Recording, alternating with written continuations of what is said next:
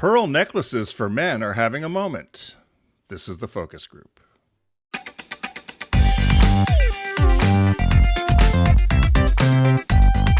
They're all business, except when they're not.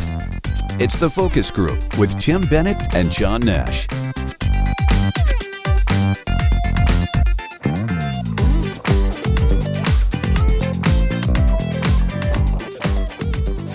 Hello, everybody. As February is marching along, this is Tim Bennett here, as always, with my good friend and co-host, Mr. John T. Nash. We are the focus group here every Wednesday.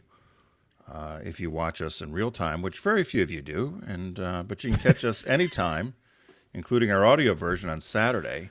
But in order for you to find all of our media, go to focusgroupradio.com. You'll find our podcast there, which is TFG Unbuttoned, which is a 20-minute show released each week on Tuesdays. And then, of course, all of our media here with the focus group, now in our 15th year, which I laugh about. 15th year, yeah. It's Tim, we're survivors. We are. We were number 14 again last week. I think so. I get the rankings each week where we fall in on the business shows on the business Apple shows. Yeah, it's odd. Sometimes it's 140, and other days it's 12. So I guess it depends on how things are loaded or what people download. So later in the show, you and I are actually going to talk Super Bowl. We both watched it. Yep. A little funny moment that I'll share with you is, this AI thing, chatbot, GTI, whatever this artificial intelligence thing is that Microsoft bought, and then they built into their search engine Bing. During the halftime show, Bob, we're watching Rihanna, and which I thought was kind of a fun performance, and Bob said, I think she's pregnant because she did this little thing where she touches her stomach, and he goes to Bing, which is now supported by this chatbot thing, and he types in, "Is Rihanna pregnant?" and he hits return. And you know what? This enormous word comes back, and it just says, "Yes." Wow. No. And then a bunch of articles about her talking about how they're expecting a new child. But I mean, when was the last time the internet returned you a single word? Yes. Well, they were saying that was supposed to be the promise of you asking Alexa or whatever, is that you actually got your answer rather than it coming back with a bunch of articles for you to search, that it would actually answer for you. I think it's kind of scary. Yeah. You liked Rihanna? I enjoyed the staging of the show. It was a closed dome, so they could do that thing where they had the platform suspended from the ceiling. But I said to Bob during all of this, it doesn't matter what the halftime show is on some levels, because if you're at the game physically, how could you even be seeing any of this? You know how huge the stadium is, right? I went to the show. It was Gloria Estefan was the entertainment, and there were lots of rules what we had to do when she came on in terms of flashcards and holding cards and so forth. But a lot of people went to the bathroom. Oh, wait, you were at the Super Bowl when she was at the halftime show? Yeah, Gloria Estefan. I was in Minnesota, and I think it was the New York Giants versus Buffalo Bills or something. I think that was the game. But I was working at Subaru. We had tickets. I had just moved to Minnesota. I had nobody to go with me to the Super Bowl, and none of the dealers would go because I couldn't. I only had 2 tickets. So Marianne came. Okay. And even then, there were lots of protests out front about the different names of the teams because, for instance, the Washington Redskins had to change their name. The Cleveland Indians have had to change their name. Why the Kansas City Chiefs have not? And they were doing the tomahawk chop, which is supposedly now not. Bob picked that up, and he said that's not very PC, but yeah. So someone offered us $1,000 for our tickets. Oh my God! And after 15 minutes, Marianne and I said we should have taken that $1,000 because But we had never been to a Super Bowl, so we wanted to go and see what it was all about. And I still often tell this story about how Minnesota nice things are there. It was a Sunday, and parking at the stadium on Sundays was $2, and that's what they charge for the Super Bowl. You park underground in the freezing cold. $2. I said how much? $2. They could have really gone, crazy, but they didn't. But anyway, so I watched. We went to our friends Mark and Carl's. They hosted a little party. Mark's a fantastic cook. He made this jambalaya, which was just I could have sat there and just drank it. I mean, it was so good. It was really good. Call. Our gumbo. It was a gumbo, and he did something I never heard of before. He baked his rice. Have you ever baked rice? Did he cook it first, then bake it, or did he literally put it in the oven in the water and bake it to make it? He says he cooks it in the oven. I didn't know you could do that with rice because you I probably tend to could. burn mine too much. Well, we have a rice cooker. Don't you have a rice cooker? Yeah, my rice cooker never worked. It always burns the bottom. I must be doing something wrong, not putting enough water in or something. I don't know. My rice burner serious? always We burns have rice on the bottom. Threw it away. Never burned rice in a rice cooker. Never have I. Twice I've thrown it away. Here's the big question. Did the rice taste any differently baked versus the way you would normally do it? Well, it wasn't as sticky, which I liked. Okay, so it was like drier maybe? Yeah, it was drier. It was really quite good. He made a basmati rice with this gumbo with shrimp and sausage, or as Richard says, sausage. I think it was ham in it too. Anyway, it was delicious. It was really quite good. He made wings, and I was white trash. I brought over potato chips, which Mark would never buy for Carl. So I brought potato chips with French onion dip because when I was a little kid, my mother, we knew it was Super Bowl then when you get potato chips with French onion dip, and my mother would make Cornish game hens. I don't know why that became a thing for the Super Bowl. For Super Bowl. Yeah. French onion dip was huge. Did you used to do it where you would buy the you would use the Lipton's French onion soup the sour mix cream and mix put it in the sour cream, right? And I did not do that. I actually bought one pre-made. okay. And were they Lay's potato chips, the nice greasy? Well, I got plain Utz. Same thing. I got Utz, which is a local, kind of a regional brand here. But I laughed, and Carl opened them right up. I love a salty snack too. Why is he being monitored somehow for? Well, no, but Mark intake? is very. He's a great cook, and he also is very.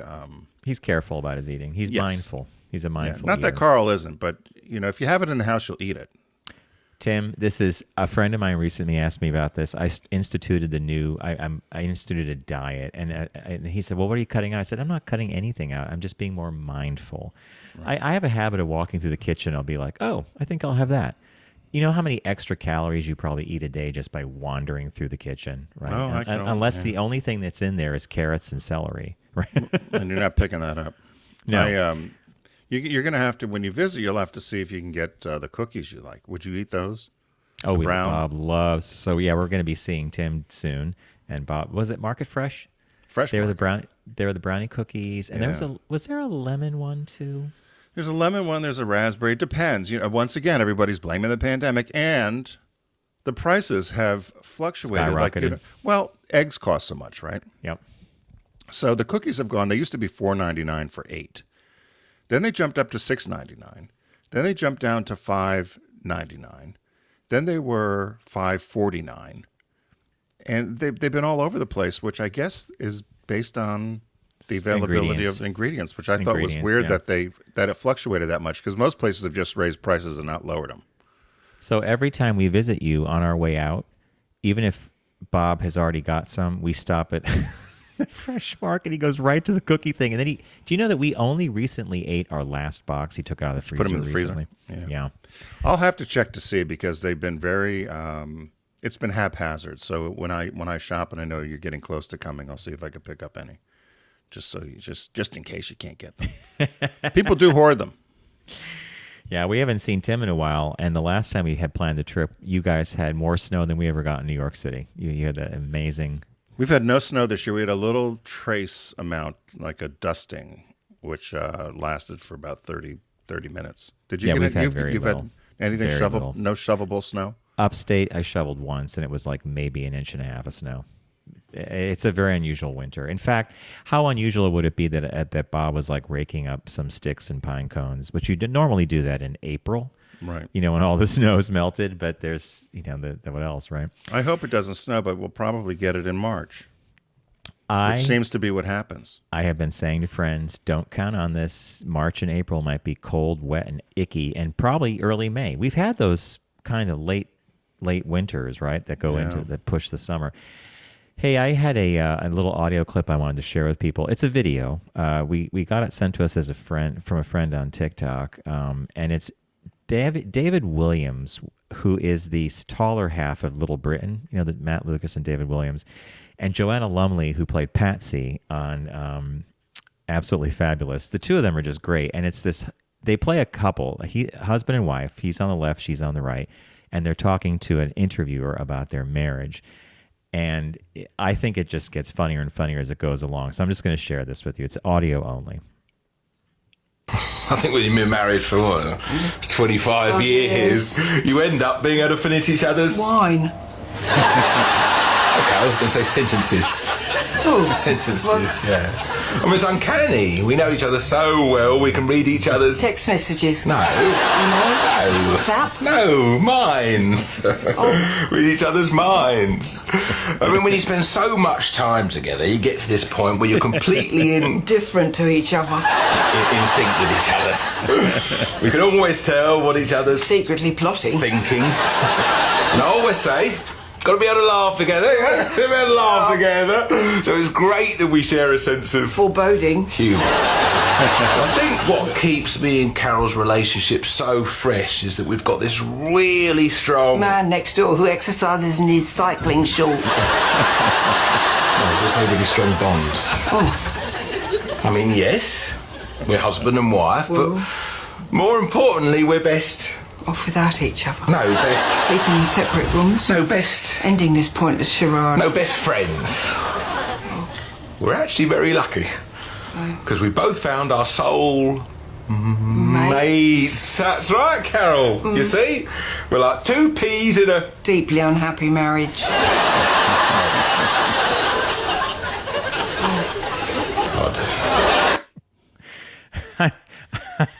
I wondered, did you see the video of it? Did Yes. she have her? Did she? I just picture her holding a cigarette like an ab fab. Well, she has this kind of blouse thing on, like a house coat thing, and she keeps clutching at it, and she's sitting, and she looks distracted as if she doesn't want to be talking, and he's got this fake mustache on, and I don't know. Joanna Lumley was a Bond girl. You know, many Right. of you might remember her from some of the James Bond movie, and then of course she was Patsy. But I think one of the things I love about her is she's a great comedian, right? Yeah.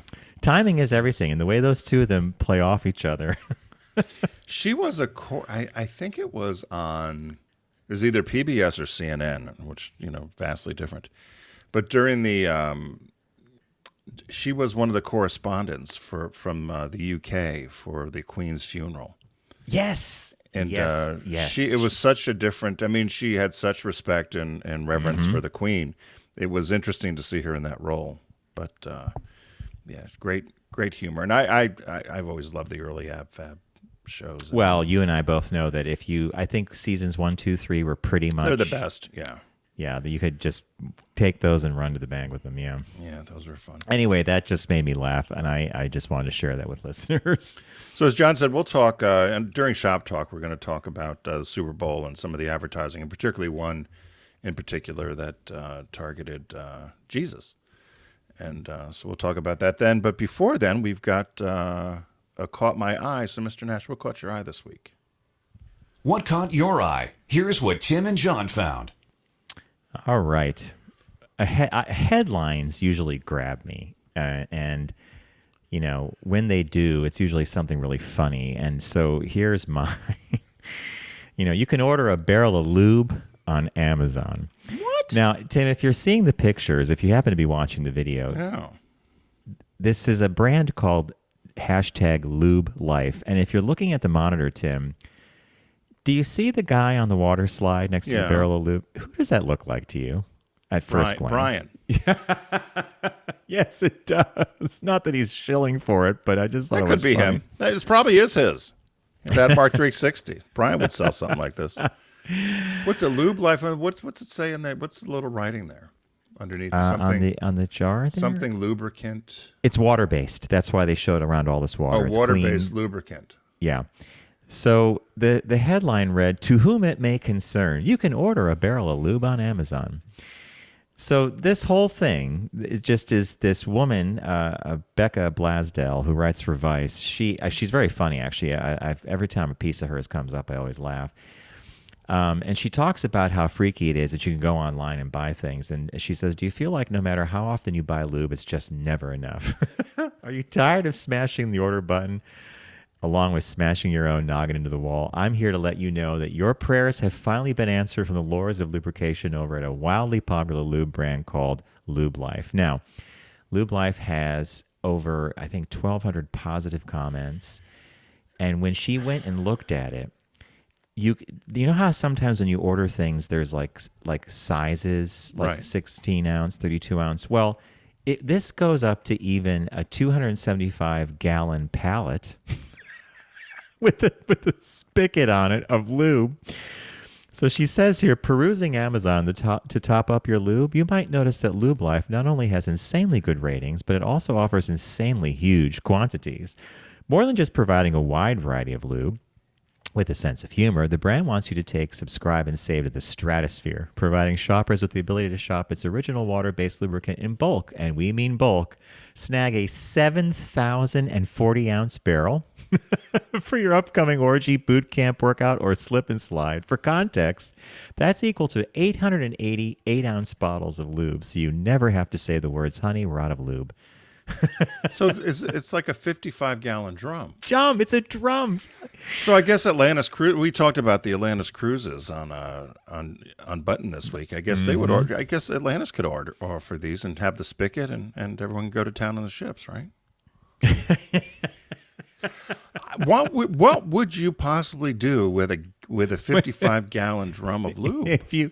If you go to Amazon and you put in Lube Life and you go to their page and you click through the pictures, you'll see little 8-ounce bottles, but then you get to the barrel, and then you get to something, this massive plastic jug encased in metal. It's the kind of thing that you would ship on a plane, right? And then at the very bottom of this, there's this little thing that you push, a spigot, that stuff comes out.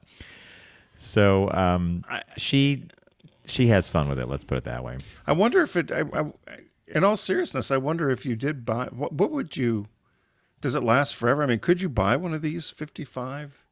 Yeah, it's water-based, so I can't imagine that it's going to break down. And then what do you do with it?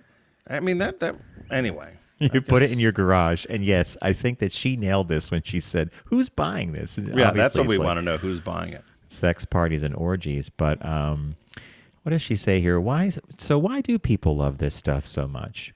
Gaze upon the cold, hard facts. Not only is this water-based formula hypoallergenic and unscented, it's also compatible with most toy materials, including natural rubber, latex, polyurethane, and condoms. There are thousands of ecstatic reviews about this lube. Quite a few reference pancakes, ? She doesn't know why. One 5-star reviewer said, if you're not a two-pump chump, like to engage in extraordinary, mind-blowing toe-curling sessions, and then she said, without her asking, did you use pancake syrup as lube? Save this lube for those who want a silky feeling of moisture that is unreal. So, a stupid one for me, but headlines always get me. Yeah, no, so that's a good one. When someone says, to whom it may concern, you can order a barrel lube. I mean, I'm caught. I wonder what it costs. What's the price? Does it say? Oh, I could Google it for you, but the barrel was... I forget how much it was, actually. I just was obsessed with the fact that you could buy a barrel of this. Yeah, no, I wonder if it's $1,000 or... I mean, I wonder how much a barrel of lube is. I'll look it up while we're proceeding, but there you go. Because I got tricked by the headline as well. Or not tricked, but caught my eye or the interest. This headline is, Pearl Jewelry for Men is having a moment. So if you watch the Grammys, and I'm sure we'll be seeing it in the Oscars, but there was lots of interesting fashion that came down the red carpet. And there's a trend now for men to be wearing women's accessories, jewelry, particularly jewelry. And they said, particularly in this case, pearls. And they're blaming it initially on Harry Styles. They said he's the main culprit when it comes to bringing pearl necklaces into the spotlight. And people are loving it. They said that he's been kind of somewhat of a gender bender in terms of his dress and clothing he wears, and he's now started to sport pearls, and you can actually buy them. There's a link here to buy the pearls that he wears. And so they've shown a bunch of different fashion pieces, and they had a number of pictures of men wearing pearls around their neck and or around their ankle, like an ankle bracelet, pearl stud earrings, or just other little accessories you would pin to your shirt, or a bracelet, of course. I thought it was, I like guys that, I sometimes used to like, I don't wear jewelry. I guess I'll start there. But, once in a while somebody has one of those sailor knot not bracelets, or and it's yeah. We were growing up, guys would wear the puka shell necklaces or some of those stuff. I used to think those were cool, kind of neat. I don't know about men in pearl necklaces. Would you wear one, or would you? I'm not like I'm not a jewelry fan. I'm sort of like you in that way, right? Yeah, so you would not wear. You don't think you do. Do you have any friends you think that would wear them? Wear jewelry? Wear a pearl necklace or pearl bracelet? Not off the top of my head. No. Yeah, I was trying to think as well. I guess maybe it's a younger thing. I don't know. Possibly. I knew older men that would wear somewhat flamboyant rings. Bracelets and like Liberace. Remember Liberace, the flamboyant rings and bracelets. Mm-hmm. But I don't even think Liberace wore pearls, did he? No. Probably and not. I had to process that for a second. No, his extravagance was those capes and the sequins and his performance stuff on stage. But I think because of who he was, the time he performed in, that those big rings, those huge rings he wore. The rings, I think they were everyday kind of things too, right? Those were hilarious. Didn't Bob buy one of the costume ones there? Bob had at one point the piano. He had a pair of boots. He had I don't know if he had any jewelry from Liberace, but yeah, he's. But when we went to the museum, he bought the ring. He bought one of the replica rings, which was hilarious. It sold a replica ring. Hey, we shut that whole thing down, by the way. We were the last people there. Right. It was closed that weekend, which is sad. Friends of ours, Patrick and Howard told the story. Did I ever tell you this about they had gone out there to the museum. They were very disappointed. It was in that rundown strip mall for the Liberace Museum. And they said they were walking through, and there was a bunch of, they called them Midwestern kind of little old ladies that were huge fans of Liberace. And one of them asked, how come he never got married?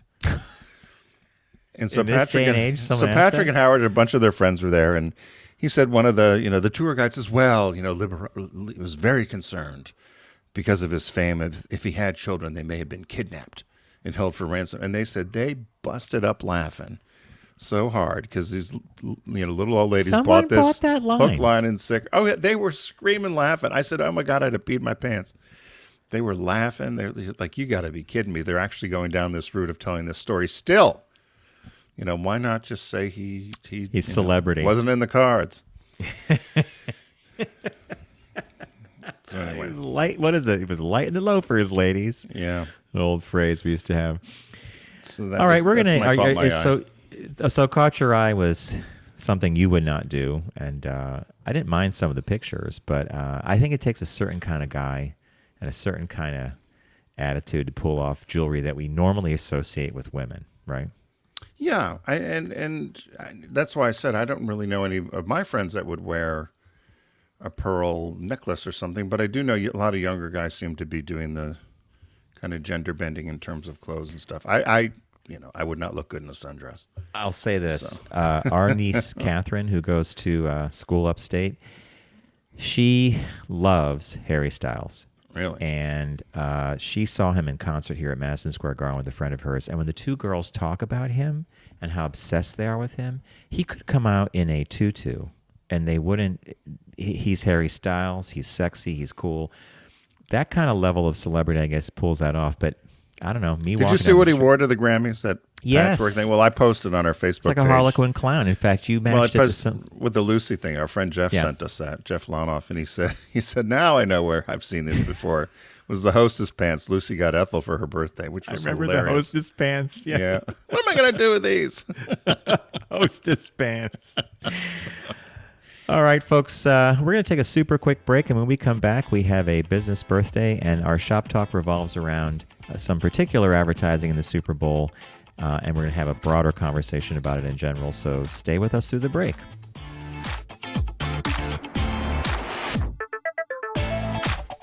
You're listening to The Focus Group with Tim and John. Learn more at focusgroupradio.com.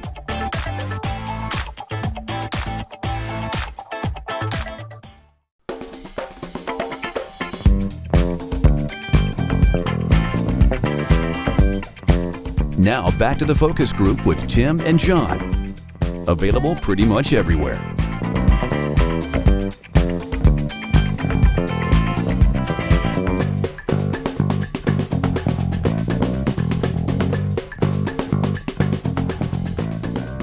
Hey, welcome back to the Focus Group. Tim Bennett here with my good friend and co-host, Mr. John T. Nash. Thanks for joining us here on the Focus Group. Learn all about us and our sponsors at focusgroupradio.com. So, Mr. Nash, without further ado, we have a business birthday today, February 14th. Or 15th. Everyone does celebrity birthday greetings, but the Focus Group is the only show in the universe that celebrates business birthdays. I got my date mixed up. So February 15th, which is Wednesday, which is today, Bruce S. Gordon is celebrating his birthday. He's happy 77th, born in 1946, an American business executive who spent most of his career at Verizon. He currently serves as a corporate director of CBS, Northrop Grumman, and Tyco. Wait. He's a board member of these places. Board member. So and they pay you about $250 each. Yeah, I was going to say this is a lucrative. Well, congrats, right? Yeah, he had gone to Gettysburg College in Pennsylvania. It was a good liberal arts college here in PA, and then got his MBA at MIT. So he was at Verizon for a number of years. He originally began at Bell of Pennsylvania, and then moved into when it became Verizon, and ended up, when he retired, he was head of all retail markets at Verizon. He retired in 2003. He was credited with helping Verizon promote diversity and corporate culture, and also helped revamp their customer service at the telecom company. The American Advertising Federation inducted him into the Advertising Hall of Fame in 2007. He was named by Ebony Magazine as one of the 100 most influential Black Americans. In 2006, he was ranked number 6 on Fortune's list of the 50 most powerful Black executives. And he also does consulting for Fortune 500 companies around diversity. He's on a number of other boards, or he was before: Office Depot, Infinity Broadcasting, the Alvin Haley Dance Troupe, the Barnes Foundation, and Lincoln Center, ... But the interesting, when he left Verizon and retired, he was selected to be president in 2005 of the NAACP, which is a civil rights organization here in the U.S. And they said he was an unusual pick. They said most of the organization's past presidents had been prominent figures in politics, religion, or civil rights. He came from this business background. He said he was the only candidate that was seriously considered by the organization, and they approved him unanimously. He was able to get George W. Bush, to make an appearance at the NAACP in 2006. They said Bush had declined to address the organization for most of his presidency, but Gordon had developed a relationship with him, and Bush had said that his moderate political views led him to make an appearance. And he spoke at the NAACP, which was, for George W. Bush, a big deal. He ended up resigning. Gordon ended up resigning in 2007. He stated, "I did not step into this role to be a caretaker, to be dictated to. I stepped into this role to understand as best I could the needs of the African-American community, and then to propose strategies and policies and programs and practices that could improve conditions for African Americans. The things I had in mind were not consistent with what some, unfortunately too many, on the board had in mind." That's a read, isn't it? I was going to, and my mind drifted back. He was appointed in 2005? 2005. He resigned in 2007. It's only 2 years at the helm. Yeah, he said he was not, he didn't want to be a caretaker, and that he certainly, what he wanted to do was not consistent with what the majority wanted to do on the board, so he decided to get out. And so now he does diversity consulting, and is probably enjoying his time on the boards in retirement. You mentioned that he got his MBA or MS. And he got an MBA from MIT. MIT. Yeah, the Sloan Fellows program at MIT's Sloan School I don't of Management. often think of MIT as being a business school. Unless, of course, he came from the technology background. Is that why? Because he worked at Bell Labs and I don't. That's a good question. But MIT does have non-engineering degrees. Oh, sure. It's just funny because but because of his Bell Labs and his his early tech background, maybe that might have been an influence. Interesting career, though, huh? Yeah. Well, it's like you would think of the Rochester what's it, Rochester Polytechnic? RIT, Rochester Institute of Technology, right? Yeah, and then there's RPI too, I think. But I suppose they're very specialized. But yeah, so he 77 years old. But these boards, I've talked about this before. If you can get on some of these boards, I want on a board. Who's going to put us on a board? Any board we would go on, they're going to want money from us. They don't. You hope that someday someone picks you to sit on a board to make smart decisions and to help guide companies. And by the way, here's your stipend. It's enough to basically you don't have to do anything. Yeah, you got nothing. So that's our business birthday today, Bruce Gordon. So happy birthday, happy 77. Hope you have a piece of cake. So Super Bowl 50. What is it? Super Bowl 57. Yeah. Is in the books. It was interesting to watch the game. I was very pleased that it stayed super close. It wasn't a runaway for either team until the last, literally, was it 29 seconds or something with the field goal kick. Can I say that I'm just going to throw this out there. There were some fun ads. There was some interesting stuff. But has the magic gone out of this? And do you think the ad industry has basically just killed the whole thing because it killed of all itself? Yeah. Yeah. No, do you feel that way? Yeah. So I will say, of course, I was rooting for the Eagles because of my Philadelphia connection, and everybody here where I was in Delaware was rooting for the Eagles. So I was sad to see them not win because I like the coach too. I like Nick Serrano. But I thought the Super Bowl seemed to sneak up on me or us, I guess is how I'll say it. I knew it was coming, but in our past, we've been doing this for 15 years. We used to go, I remember going up to Manhattan on a Sunday and you and I doing a special show to cover the ads that are being run on the Super Bowl. Yep. We had a party and in the people studio. would call them with their favorites, the whole bit. Right. Yep. We always had Stuart Elliott on to give his play on it. We've had executives from a number of companies, including Volkswagen, come on and talk about their Super Bowl ads that they did. We had people from ad agencies come on and speak about Super Bowl ads. The creative process, yeah. And so, to me, we didn't even mention it last week that the Super Bowl was happening.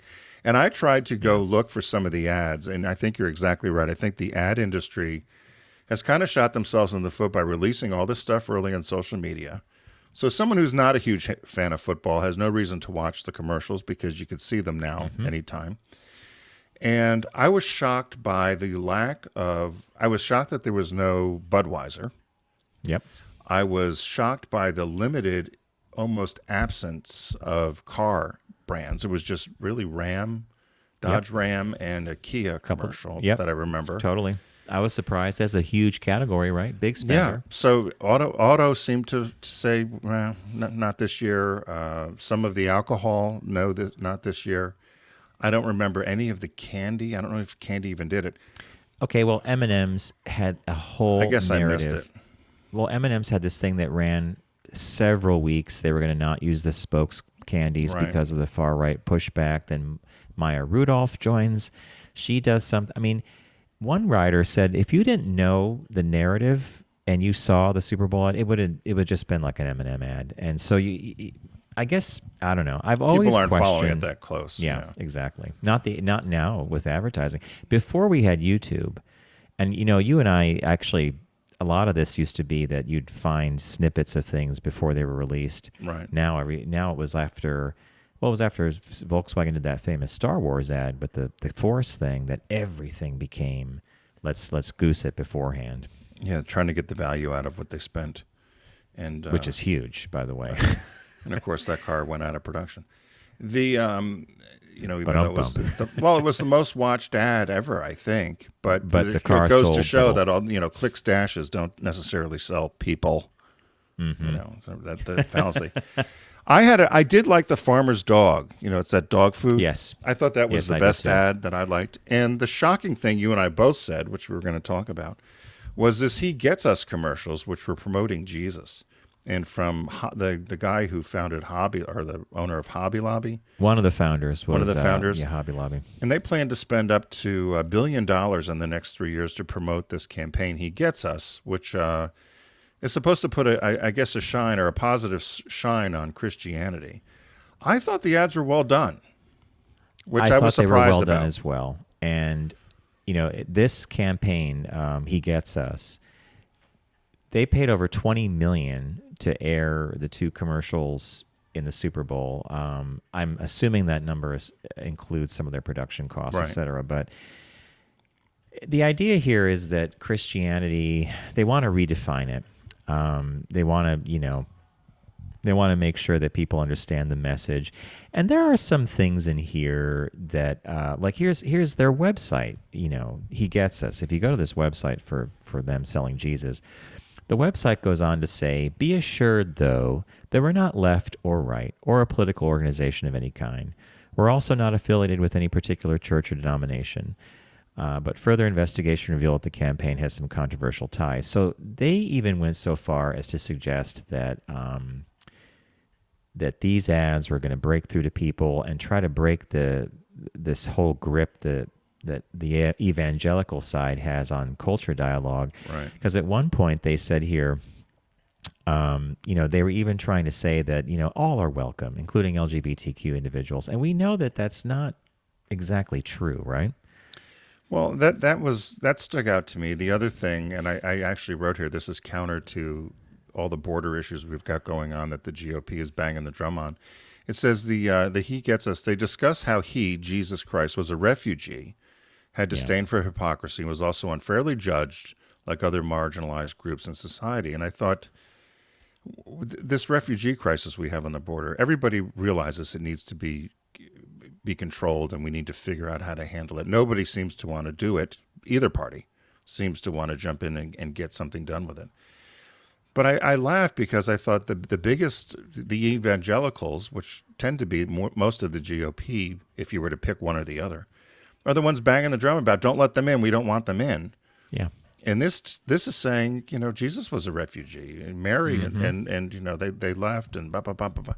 So I thought that was funny. I also thought you're exactly right when they said they were trying to be more accepting or open to people that may have left the flock because of either the church abuse scandals or what was going on with the non-acceptance of LGBTQ people by some denominations. So I thought that was interesting as well. I almost cried BS because exactly what you dug into. This is a PR campaign to try to fill the pews again, but and the ads were well done. I'm not gonna. They were from a craft and an industry perspective. I think they were well done. I don't know if it'll work. I don't know if it will work. Do you think so? One guy said here, they were talking about Christian identity and about religion, and he said, Jesus doesn't have an image problem, but Christians and their churches do. Ooh. These campaigns end up being PR for the wrong problem. Young people are savvy. One of their primary issues with evangelicalism, and the modern church in America is the amount of money spent on itself. And there was a lot of Twitter feedback about, you're going to spend $20 million to air an ad to say He Gets Us. Think of what the $20 million could have done to house or clothe people, Right. house, feed people, or to literally put into practice the mission, right? Well, not put the refugees on buses or airplanes and fly them to which is Chicago so or New and York, treating people as if they're just cargo or right. Yeah. So that's not very Christian. And that's what I think the issue is here. Is there's they were trying to, because I laughed about it when I read this. I thought, this smacks right in the face of what DeSantis and what's his name in Texas? I forget the governor's name now. Greg Abbott were doing with refugees. This is hypocritical, the message. So we'll see what happens. I thought they were well done, but overall, I saw the Super Bowl with friends, Mark and Carla, as I mentioned, and Richard, and we all watched. But there was nothing where there was no wow or aha or laughable moment on any of the. One stuck out oddly. The ad that stuck out for me that I enjoyed the most was for Crown Royal. Thank you, Canada. Oh, tell me. Did you think it was a joke or something? Well, I didn't know what it was until the very end. For Crown Royal, which I guess is manufactured in Canada, but They go through poutine and which is fries and the that Right. stuff on top, and they went through all the inventions that came out of Canada. And thank you, Canada, thank you. The ad finished, and I think one of them said something about batteries were invented there or whatever it is. Look it up. And when we realized it was Crown Royal and that it was Canada, Bob was like, we thought the payoff was peculiar. I thought it was going to be the Canadian Tourism Board, but it ends up being Crown Royal, right? So I actually enjoyed that one because it made me, it caught my attention. It made me think. Do you remember, did it have any stars in it? I'm reading right here. I think it was, namely it's Litany. No, I don't know, unless it was the guy from the Foo Fighters, but the guy that was, it was an artist or someone in a mixing studio doing this. So I'm wondering who that was. I should look that up. Well, that was the other thing we all said. We didn't know who a lot of people were. These young stars or something. But when you did, it's like Ben Affleck at a Dunkin' Donuts drive-thru. Well, that made no sense to me. I thought that was dumb. First of all, Dunkin' Donuts is not a national franchise, is it? So I thought that was odd that they spent that sort of money. And God, there was one ad with Billie Jean King in it. Mm-hmm. And she what did she just say? She said one word. I thought, but that was a lot of money. Yeah. It was. I don't want to say it was boo. That's what I had Lance Armstrong say. But it was something like that, like get out or move over or something. It was just something, or hey. And how about, you're a Breaking Bad fan, and by the way, that is now on the radar. We are going to commit to watching all seasons since the feedback was like, are you insane? You haven't seen Breaking Bad? But they picked up some of the characters for that Popcorners ad. Yeah, and if you have something like the Breaking Bad energy, Popcorners, like, how did you feel about that? It fell flat for me because and what they were trying to say, I think it was a long stretch. You had to have been a fan of the show to know that. Yes. Who was the guy at the end that demanded more flavors? Like, well, he was someone from a cartel in Mexico, which is like season 3 they get into. Okay, but they make the best crystal meth on the market. So they've cornered the market. This chemistry professor and this kid have cornered the market on crystal meth. And so now they found the next best, right? They found this what was it called? Popcorners. Yeah. So unless you knew that, it was totally lost. Like I'd be like, what are you doing out here in this, camper? What are you doing? Because they would make the meth in these campers. So they wouldn't get caught, these roving meth labs. But that just didn't make sense. One campaign that was not restricted to the Super Bowl, but they did do an ad, is Your Cousin from Boston, Sam Adams. Right. Your Cousin from Boston. Like, for some reason, Bob and I have always liked that campaign. We don't know how they invented it. The guy's like this Boston with the accent. He like Sam Adams, The number one ad rated by Adweek was for Tubi. Tubi. Well, Tubi's I remember when it popped up, everyone said, "What is that?" But it's like a Pluto or YouTube, right? It's Tubi streaming service, isn't it? Streaming like cable, like your local and some cable channels had a fraction of the cost of cable TV, which we all know we would love to ditch. But when Adweek came out with this, I'm like, Tubi, like, how did they get that one? Like, I don't know where their head was at with that. But and I saw Martha and Snoop Dogg in an ad, and I can't tell you what it was for. Oh, because it was. We were mystified by that as well. Did you happen to catch? Do you know what ad it was? Do you know what it was for? I have no idea. And isn't that amazing? Yeah, I have no idea either. An ad that made us kind of cringe and definitely do a double take was the ad that attacked the Tesla for its auto driving capabilities. Electric, almost like erectile dysfunction. It was electrification. Something about pre-electric.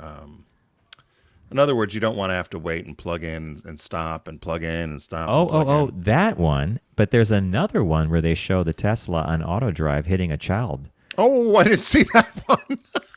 It was a dummy. It was a dummy of a child. Super Bowl attack ad shows a Tesla slamming into 2 child-sized mannequins in a stroller. Who did that?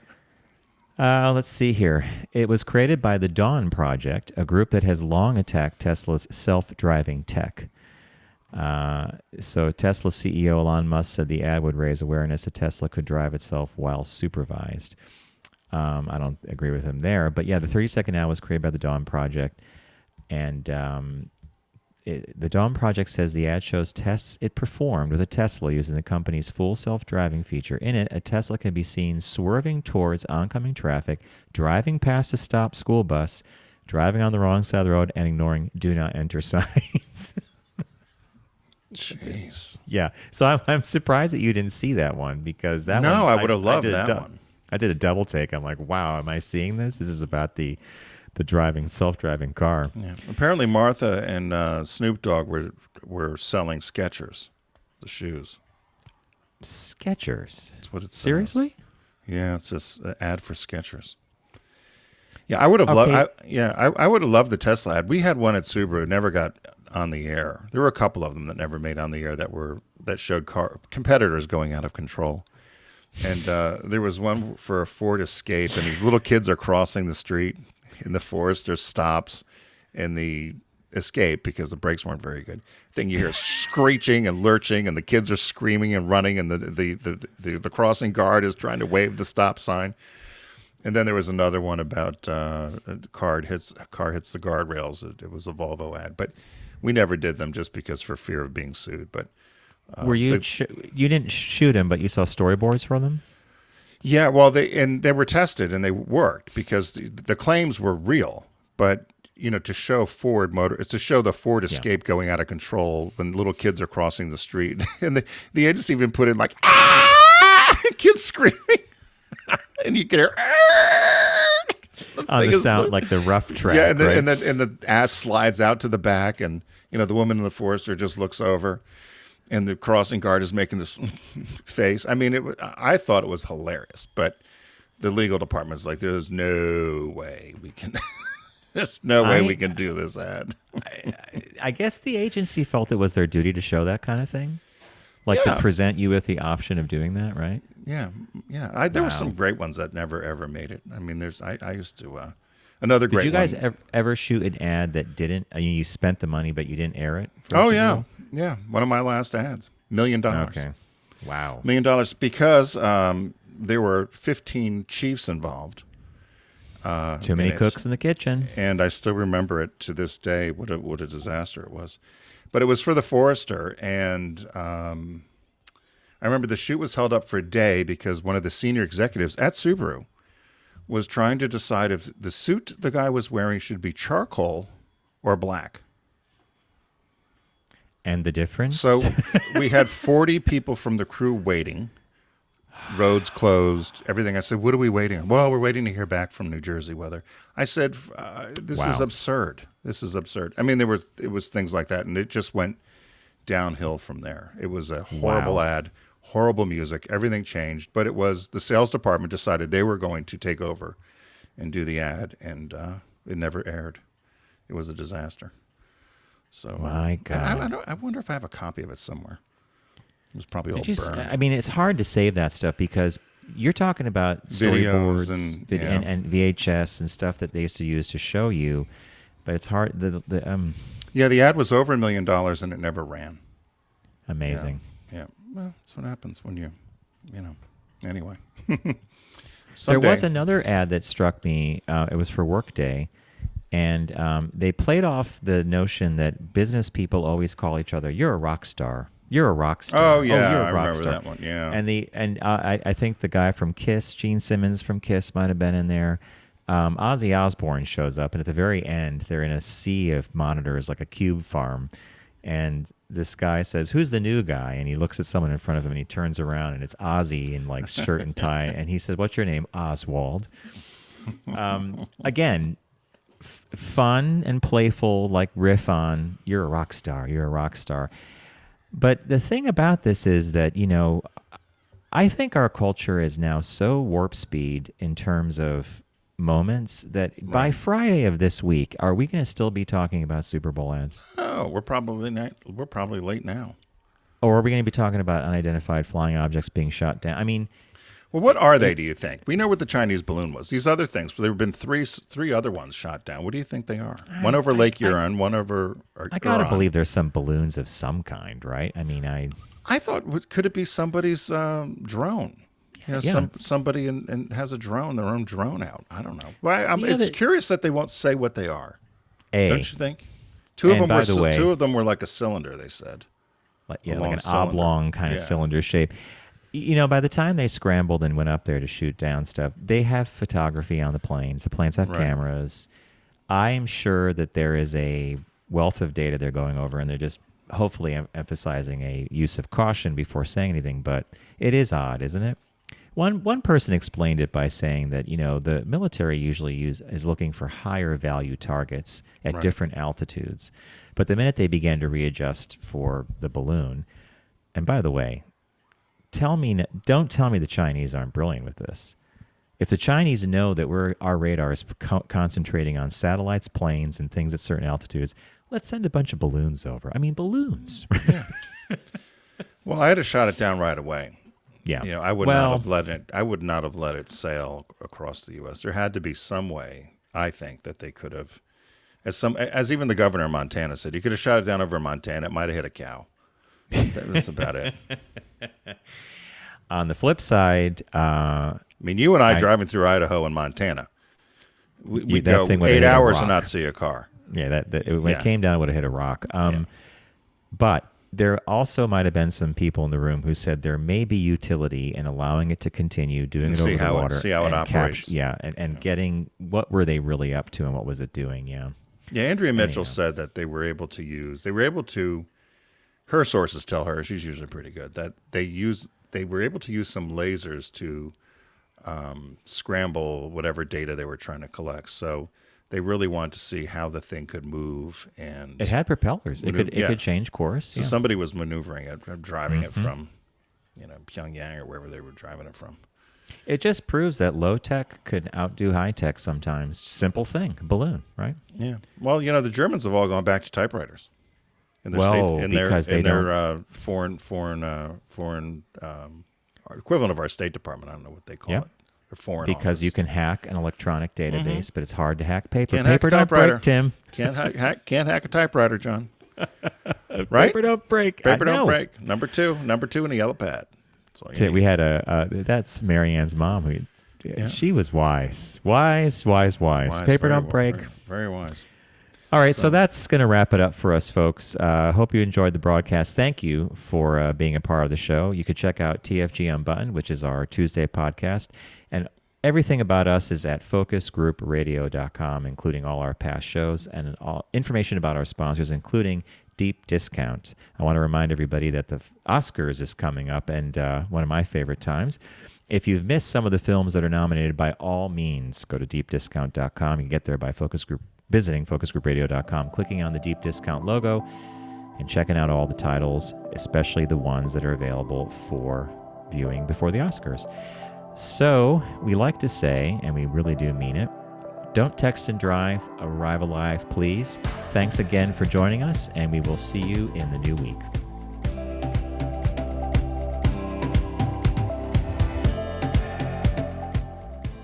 It's The Focus Group with Tim Bennett and John Nash. Accessible on all platforms. Subscribe, like, and rate us on your platform of choice.